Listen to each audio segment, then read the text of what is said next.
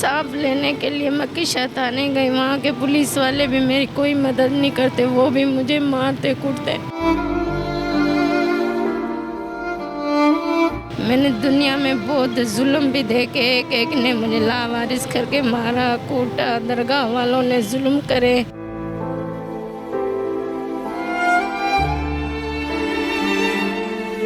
Sir मैं अपनी इज्जत बचाने के लिए यहाँ बैठी हूँ कि यहाँ अगर कोई आ भी जाएगा, कोई छेड़ेगा तो मैं चिल्लाऊंगी, कोई किसी को बुलाऊंगी तो सही ना। सर्दी भी बहुत लगती है, मैं बीमार भी बहुत रहती हूँ। सर्दी की वजह से मेरे पूरे जिस्म में दर्द रहता है। मुझे अपने घर से बस बुराई मिली, मेरे अपनों ने मुझे बुरा बुरा साबित करा। अस्सलामुअलैकुम, न्यूज़ 99 के साथ मैं हूं आपका मेज़बान अली रिजवी। नाज़रीन, आज के प्रोग्राम में हम आपको एक ऐसी खातून से मिलवाने जा रहे हैं जो पिछले 3 माह से सड़क के ऊपर ज़िंदगी गुजारने पर मजबूर हैं। सर्दी की यकबस्ता रातों में वो किस तरह गुजर बसर कर रही हैं और इनकी ज़िंदगी ये किस तरह गुजार रही हैं, ये इन्हीं से जानते हैं। हमारे साथ रहिए। अस्सलाम वालेकुम बाजी। वालेकुम सलाम। कैसे हैं आप? ठीक ठाक हैं जी, अल्लाह का शुक्र है। जी, क्या नाम है आपका? रीमा। क्या वजह बनी कि आप इस तरह सड़कों पर ज़िंदगी गुजार रही हैं? मेरे घर वालों ने मेरा रिश्ता करवाया था, फिर मेरी मंगनी हुई थी। मेरी बहन ने ना मेरा घर उजाड़ दिया। मेरी बहन ने उसे रिश्ता कर शादी कर ली मेरे मंगेतर से। सर मेरा दिल बहुत दुखा, मेरी बहन ने मेरा घर बर्बाद कर दिया। उस वजह से मैंने अपना घर छोड़ दिया कि मुझे अपने बहन भाइयों का बहुत दुख हुआ कि ऐसे कौन से भाई बहनें होते हैं जो ऐसे बहन का घर बर्बाद नहीं करता कोई। फिर मेरे घर वाले खर्चा पानी भी नहीं देते थे, मारते थे, कूटते थे। ना बहनें संभालती थी ना भाई संभालते थे, घर से नहीं निकलने देते थे। घर वालों ने मेरी ज़िंदगी के सारे हुकूक छीन लिए। जैसे हर औरत को जीने का हक होता है, हर औरत की कोई ख्वाहिश होती है। मेरी दूसरी बहनें जॉबें करें, बाहर निकले, शहर बाज़ार जाएं, लेकिन मेरे घर वालों की मेरे पे बहुत पाबंदियाँ। कहते थे नहीं तू कहीं भी नहीं जाएंगी। मेरी एक ख्वाहिश थी मैं कुछ बनूं, मैं अपनी ज़िंदगी में अपने पाँव पे कुछ बनूं, मजबूत रहूं, मैं कुछ सीखूं। मुझे सिलाई सीखने का शौक़ था, पार्लर सीखने का शौक़ था, लेकिन मुझे किसी ने आगे नहीं बढ़ने दिया। वो मेरी ख्वाहिशें सपने सारे अधूरे रह गए। अब मैं बस बुरी हो गई दुनिया के सामने। उस दिन के बाद बस मैं ऐसी ज़िंदगी गुजारी हूँ जलालत वाली। लेकिन फिर मैं कहती हूँ मुझे दुनिया से कोई लेना देना नहीं है, मेरा अल्लाह मुझे देख रहा है। सर मैं यहाँ रोड पे आ गई हूँ, लेकिन फिर औरत ज़ात हूँ, औरत के लिए कितने मसले मसाइल होते हैं। सर मैं डिफेंस में कपड़े धोने जाती हूँ, या वॉशरूम के लिए यहाँ गनी बाबा पे चली जाती हूँ, नमाज पढ़ने जाती हूँ। ये सामान है, बिस्तरे, और तो मेरे पास कुछ भी नहीं है। ये बस सोने की ज़रूरत का थोड़ा सामान है, सोने के बिस्तरे, ये चादरें, ये मैं इस दुकान वालों के पास रखवाती हूँ।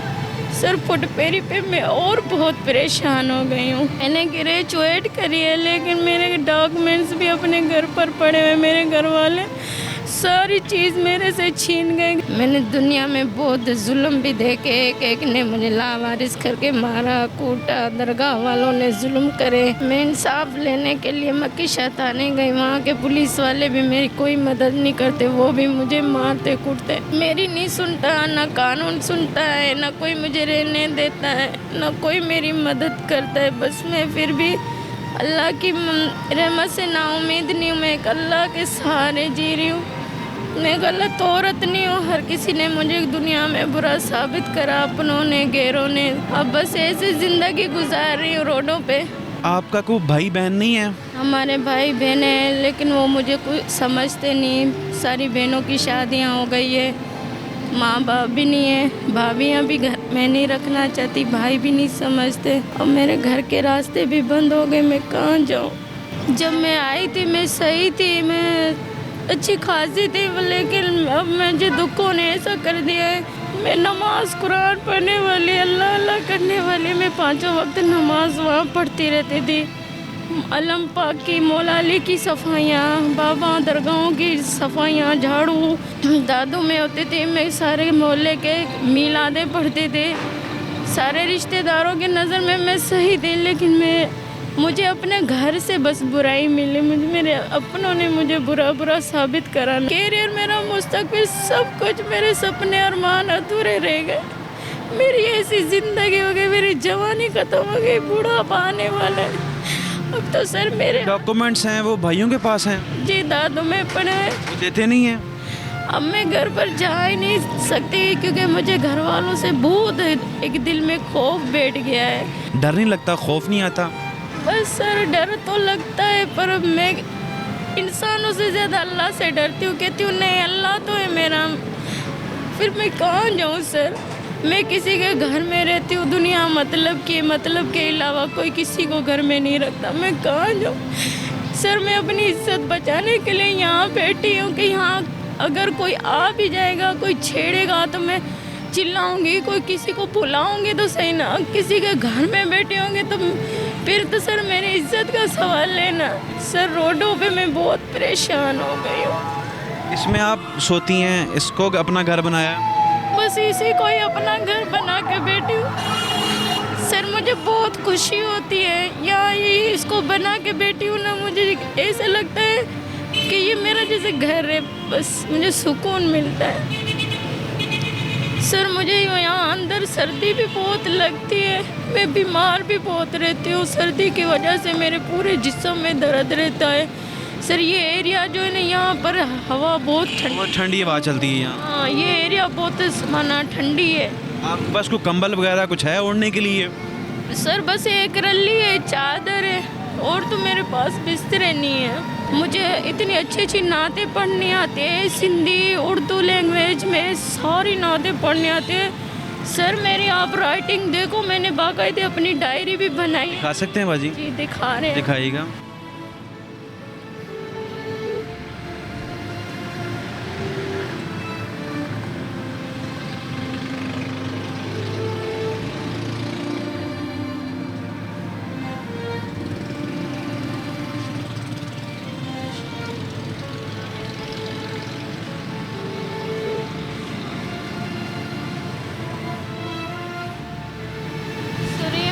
बस इन चीज़ों से बहुत मोहब्बत है। ये मैं पढ़ती रहती हूँ, मैं उदास जब रहती हूँ, मैं अपने मच्छरदानी में बैठ के ये पढ़ती रहती हूँ।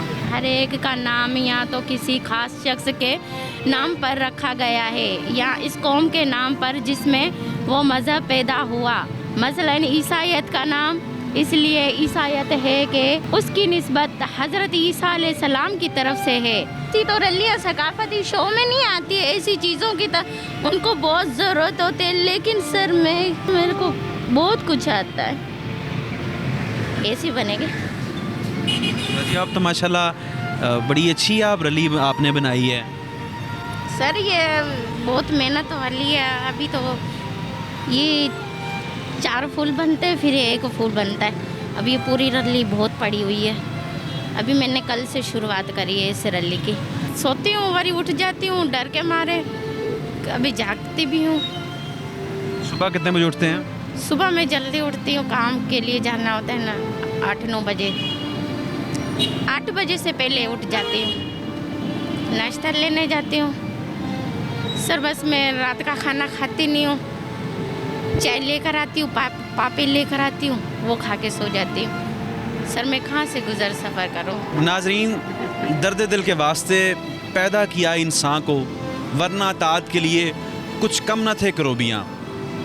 बड़े ही अफसोस के साथ बताना पड़ा है, दादू से ताल्लुक़ रखने वाली रीमा पिछले 8 साल से एक दरगाह पे बैठी रहीं, बेयारो मददगार। लोगों ने इनको इतना को वहाँ से तंग किया, पुलिस वालों ने और दूसरे जो आसपास के लोग थे उन्होंने तंग किया, तो ये रीमा बेचारी उठकर इस मैग्नम मॉल के ऑपोजिट साइड पे पिछले 3 माह से यहाँ सड़क पर ज़िंदगी गुजारने पर मजबूर हैं। और ग्रेजुएट हैं, पढ़ी लिखी हैं माशाल्लाह, और इतना अच्छा ये ने रली बनाई है। हमें एक दूसरे की मदद करनी चाहिए। ये बेचारी पिछले 3 माह से सड़क पर ज़िंदगी गुजार रही हैं। ये कहना आसान है, सुनना आसान है और बोलना आसान है, लेकिन बहुत मुश्किल है यहाँ ज़िंदगी गुजारना। मैं अपने तमाम जितने भी व्यूवर्स देखने वाले उनसे रिक्वेस्ट करना चाहूँगा कि आइए रीमा की मदद कीजिए। ये पढ़ी लिखी हैं और ये कुछ कर सकती हैं। एक नई इशू के साथ दोबारा आपकी खिदमत में हाजिर होंगे, तब तक के लिए अल्लाह ने के बाद।